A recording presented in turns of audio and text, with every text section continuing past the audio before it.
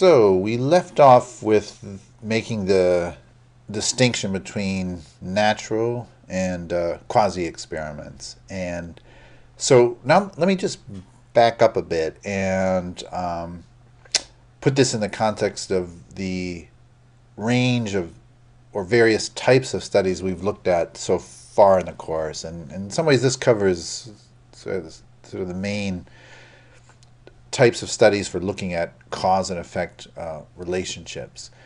And so I'm going to do that by looking at this figure 15.1, which is, I think, a useful diagram that we put together and put in the book to sort of put into context where all these different studies fall and how they relate to each other. So remember we began talking about causation and showing cause and effect relationships. We looked at observational studies and the use of control variables as a way to look at cause and effect. We looked at the randomized experiment, and now we're looking at the natural and quasi experiment.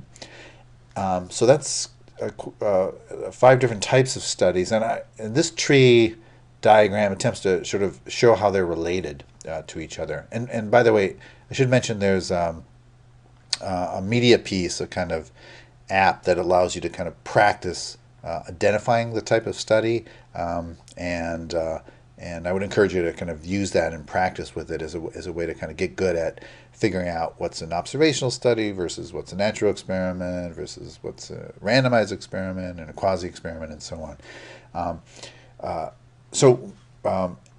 But more broadly, but why is that important? It's important because the different types of studies have inherent sorts of strengths and weaknesses, and once you learn how to identify the type of study, in some ways you can more readily identify the typical strengths and weaknesses of that study.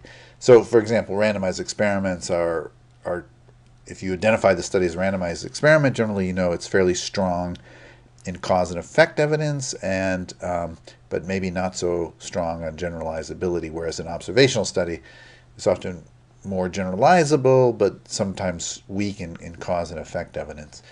So one of the reasons to identify studies is to more systematically examine their strengths and weaknesses. But so that's the broad goal, but let's just focus now on identifying the studies, and we'll talk more in a bit about their strengths and weaknesses. Okay, so what kind of study is it? Well, so this is the way the diagram works. Again, I would encourage you to continue practicing this with the media piece. But the thing is to identify, first of all, whether X occurs naturally or is unplanned, or whether X is an intervention or change.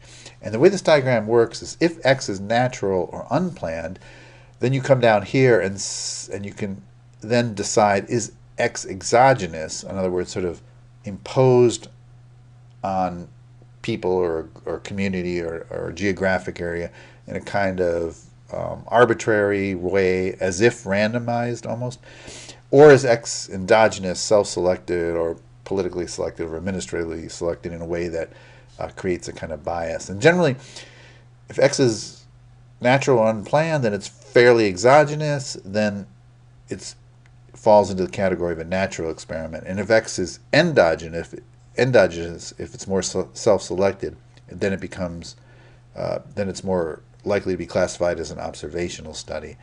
So X being exogenous would be something like, the casino payments. It happens just sort of suddenly to one group but not another, based simply on whether the family did or didn't live in the Indian nation boundaries, and that's sort of independent of the families and their choice to do anything differently in terms of playing the lottery or whatever would have gotten them to earn more income. So it's not self-selected, and so that creates more of a natural experiment. On the other hand, there are lots of variables, X variables, that we're interested in, like education or whether people decide to exercise or not, and that are highly self-selected, and they may be causes of certain outcomes, but it's hard to judge the causal strength of the evidence if people choose to exercise or choose to get an education. And so when you typically look at a survey data in which people are choosing values of X, at least sort of in some broad way, those are more typically characterized as observational studies. So that's sort of one branch of the family. So you can see that natural experiments and observational studies are kind of related to each other. They're similar in certain ways because actually, the researcher is not doing anything in the world. These are studies in which we just look at what's happening in the world in a sense, except that in the natural experiment, X happens in a way that resembles the random assignment or the exogenous application or exposure of X to one group and not to another. Okay, so they're related, but they have this important distinction that X is exogenous in the natural experiment and more endogenous in the observational study. Okay, so now let's go to this other branch, which is when X is an intervention to change Y. So X could be a policy, it could be a program, it could be a change in the laws, it could be a new regulation, it could be a company changing its incentive system, it could be a training program, and so on. So these are studies that look at actual planned activities or programs or interventions that are aiming to do things in the world. Now, if the intervention is fully randomized to a treatment group and a control group, then we're in the category of randomized experiments. So this is a planned intervention where the intervention is fully randomized to a treatment group and a control group, and that's the category we talked about last week, the randomized experiment. Now, there's ways in which X can be implemented or tried out in a way that's fairly exogenous, right, but not fully randomized. So it could be a change in the speeding law in one state, but not in a nearby state, and So it happens. It's not, people are not randomized to live in, let's say, Wisconsin versus Illinois, but if one state changes its laws and the other nearby state doesn't change its laws, at least the change in policy is fairly exogenous for the people in the state. It's sort of unrelated, arguably to their individual choices. And that's sort of the situation where you have sort of a strong quasi-experiment. And so it's very critical when the intervention or policy is not fully randomized, it's not a randomized program evaluation or policy evaluation, at least look at how exogenous X is, and in a sense sort of how comparable the groups are, that one gets the change and the other one doesn't, and then that makes for a strong quasi-experiment. And then there are policies or programs where X is much more endogenous, much more self-selected. So this would be the condition where you might have, let's say, a job training program, and people sort of volunteer to participate in the job training program, and then you compare them to people who didn't participate in the job training program. So you have a kind of control group, but because people who volunteer to be in a program are, arguably, different and more self-selected, there's a bias there. And so even though you have an intervention, you have elements of a control group, at least a comparison group. This is weak quasi-experiments. That sort of falls into that category. And now if X is highly self-selected, notice how this diagram, in a sense, puts these two areas together. There's a weak quasi-experiment verges on an observational study. If the X is totally individually self-selected and highly driven by lots of things that could also influence Y, then there's not much of a difference between a very weak quasi-experiment and an observational study. So that's why we sort of align the diagram in this way, so that these boxes over here kind of end up next to each other. Okay, so again, that's the figure 15.1, but again, please try the media piece that goes along with this. I think it's good for practice, and it gives examples of real studies that you can try this out with. Okay. So we've just discussed about the different types of studies and their strengths and weaknesses. Researchers have developed a language for this, and I haven't introduced these ideas yet because we were.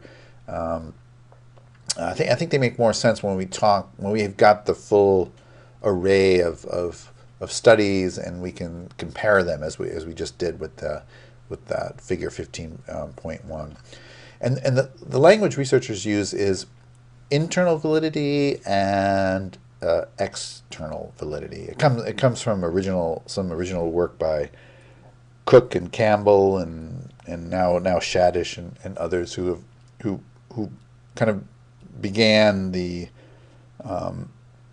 literature in social and policy research on experiments and quasi experiments, and they introduced the notion of internal and external validity. So we're going to begin with internal validity. Internal validity is the notion of the strength of the causal evidence provided by a study design.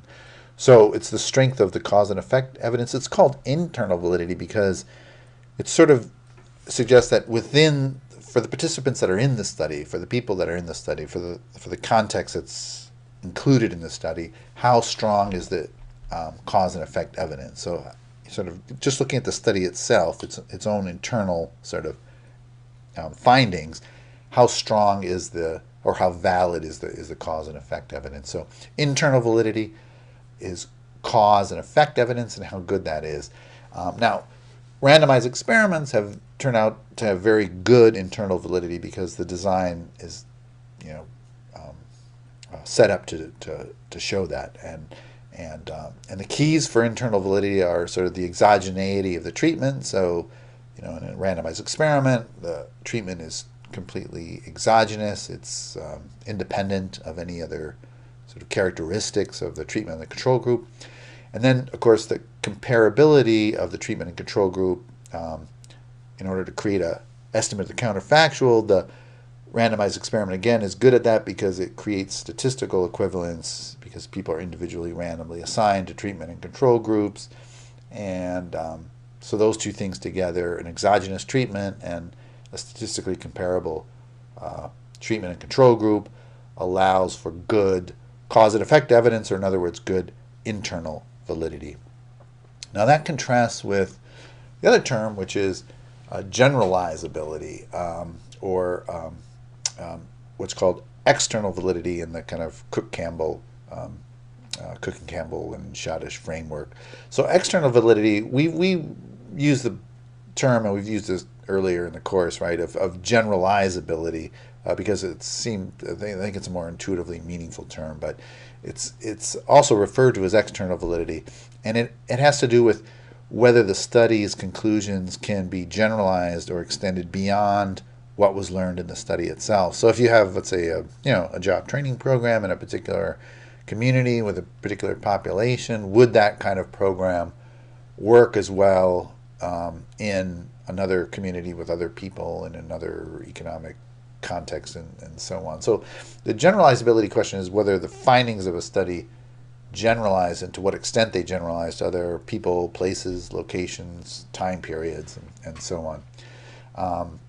Now, the reason it's useful to bring this up here is because natural and quasi experiments sometimes have a certain advantage over experiments in terms of generalizability or external validity, because often these are large-scale, real-world changes, such as a whole state changing its speeding laws and another state nearby not changing its speeding laws. So it's real drivers and real states with a real change in the speeding law, and it's not the kind of maybe artificial sort of experiment that would happen in the lab or in a survey experiment.